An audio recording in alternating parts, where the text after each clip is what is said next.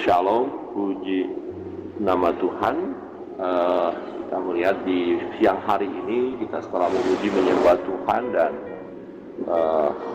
menaikkan doa-doa kita, kebenaran firman Allah dalam 1 Samuel pasal 17 sangat menarik sekali ketika bangsa Israel harus berhadapan dengan bangsa Filistin dan seorang tokoh yang hebat dari Filistin, yaitu Goliat. Dan itu membuat semua takut orang Israel. Tetapi menarik, seorang yang tak dikenal, seorang yang tak diperhitungkan, seorang yang masih muda, yaitu Daud, datang ke tempat pertempuran.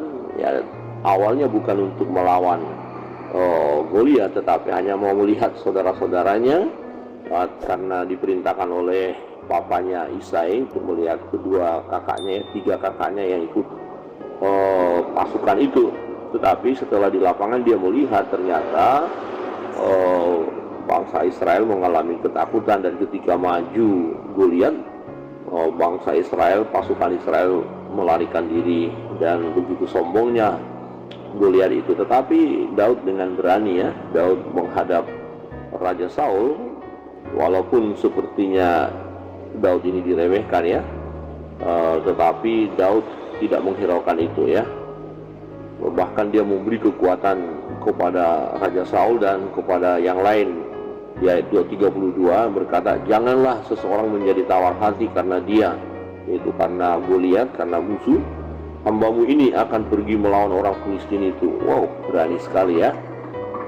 Tetapi Saul berkata kepada Daud, tidak mungkin engkau dapat menghadapi orang Filistin itu untuk melawan dia, sebab engkau masih muda, sedang dia sejak dari masa mudanya telah menjadi prajurit.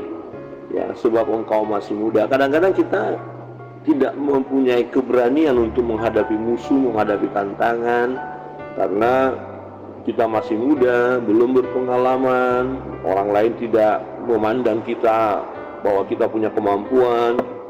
Tetapi sekalipun Saul berkata, ya, Daud masih muda, kemerah-merahan, belum punya pengalaman, hal ini tidak membuat Daud ciut, Daud kemudian menyerah, tidak. Tetapi dia punya keberanian karena dia punya pengalaman. Walaupun tidak berperang dengan prajurit, tapi dia punya pengalaman.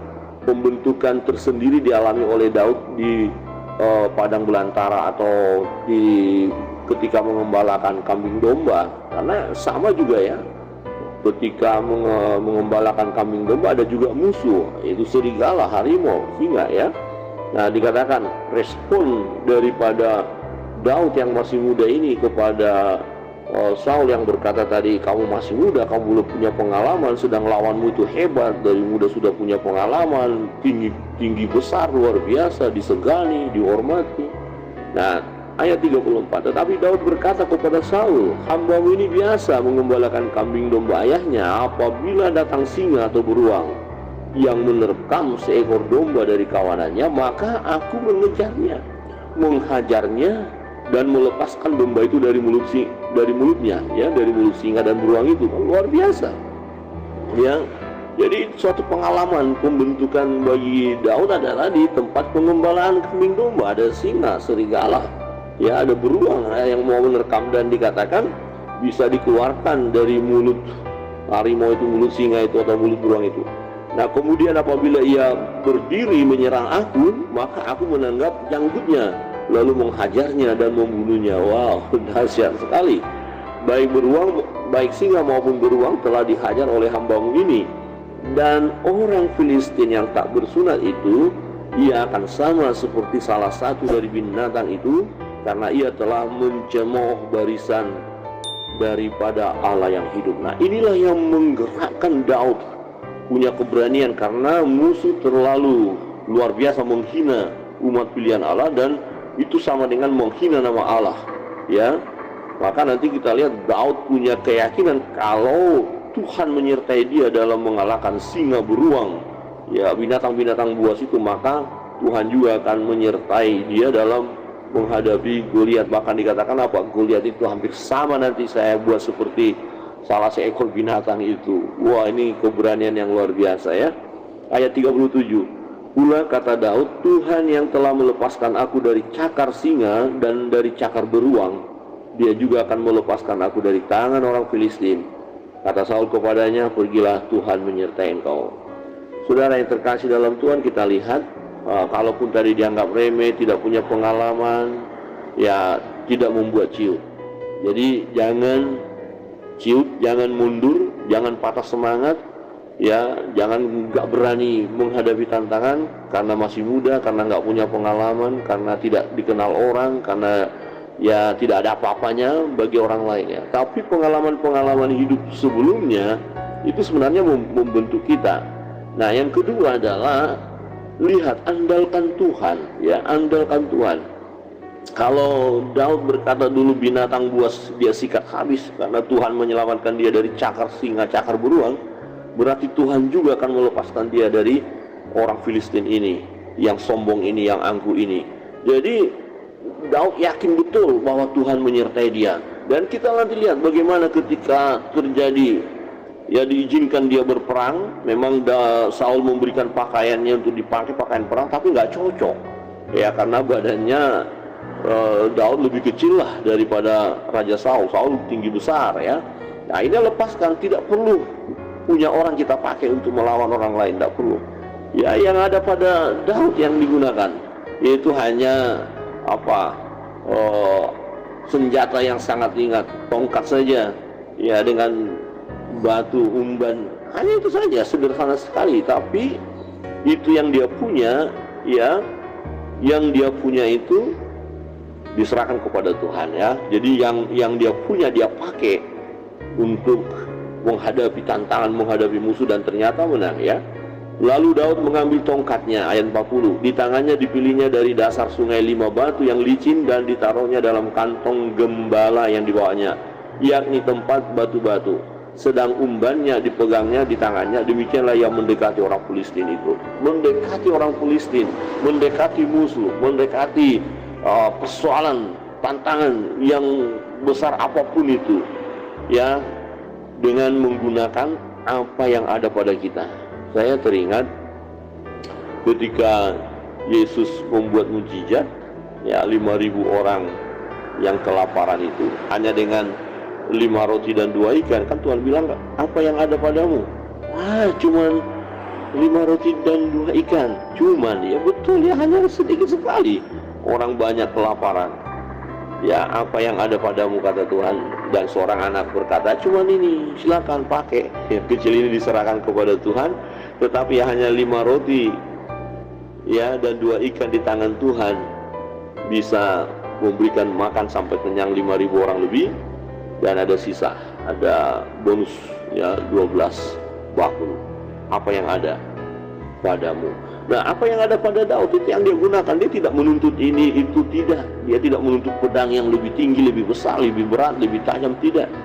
Ya, dia terbiasa dengan tongkat itu, dengan umbannya, ya, dengan batu-batu kecil itu. Dan benar, jadi bukan karena kehebatan Daud, ya, maka dia akhirnya nanti menang mengalahkan Goliat itu. Bukan, tapi karena penyerahannya kepada Tuhan. Perhatikan ayat 45, dia berkata begini.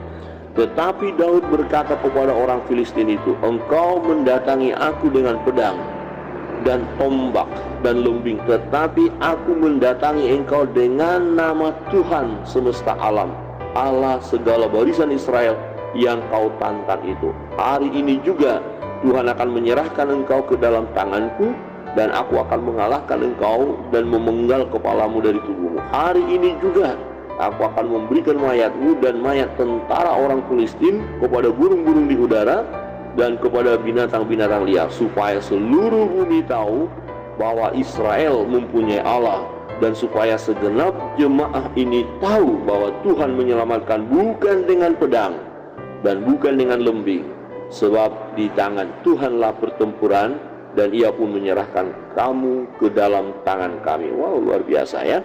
Ini perlu kita teladani ya, dalam menghadapi tantangan apapun ya, dikatakan bahwa Tuhan yang menyelamatkan ya, bukan dengan pedang, bukan dengan lembing. Menarik, bukan nanti hanya orang Filistin itu yang akhirnya melihat kuasa Allah, tapi juga jemaat. Rupanya jamaah ya, umat Israel juga sudah ciut juga.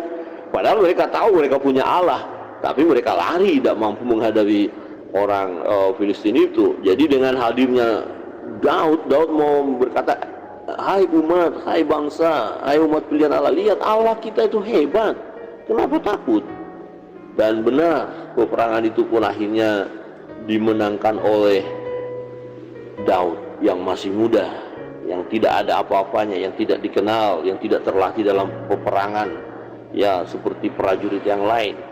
Tapi pelatihan untuk Daud sendiri ada, cara Tuhan, cara khusus melatih dia melalui menghadapi singa dan beruang. Saudara yang terkasih dalam Tuhan, sebenarnya dalam hidup kita hari lepas hari itu sebagai latihan dari Tuhan buat kita. Itu tidak sama dengan yang lain. Nah, kita punya persoalan, pergumulan, yang tantangan-tantangan yang kita hadapi. Bukankah Tuhan sudah menolong kita? Dan ketika ada tantangan yang lebih besar, jangan takut. Kita mampu berkata, dulu-dulu Tuhan sudah tolong, dulu-dulu Tuhan sudah berkati, dulu-dulu sudah dilepaskan aku dari maut, dari bahaya, dari musuh ini. Berarti sekarang pun, jadi siapapun yang akan menghadapi saya, atau berapa besar pun tantangan, berapa besar pergumulan saya akan hadapi, bukan dengan kekuatan saya, tapi karena Tuhan. Amin, Bapak Ibu. Jadi karena Tuhan, jadi karena Tuhanlah, karena Tuhan, hadapilah setiap tantangan. Ya, jangan mengandalkan kekuatan secara manusia, jangan mengandalkan apa yang kita punya tadi, punya orang lain yang kita mau, oh punya saya nggak hebat, punya orang lebih hebat, jadi kita mau ambil punya orang. Jangan, andalkan Tuhan, dan apa yang ada pada kita itu yang kita pakai, itu yang kita serahkan kepada Tuhan. Dan jangan tawar hati, jangan lemah ketika orang melihat kita tidak ada apa-apanya. Kiranya Tuhan memberkati kita pada siang hari ini. Tetap semangat, kita adalah orang-orang yang menang, bahkan lebih daripada pemenang, karena Tuhan menyertai kita. Apapun persoalan, pergumulan Bapak Ibu Saudara, pemuda-pemudi, jangan tawar hati, ya, jangan mundur ya, jangan lari dari kenyataan, ya, hadapilah, pastikan bersama dengan Dia, bersama Tuhan kita akan menang, berjalan bersama dengan Kristus. Amin.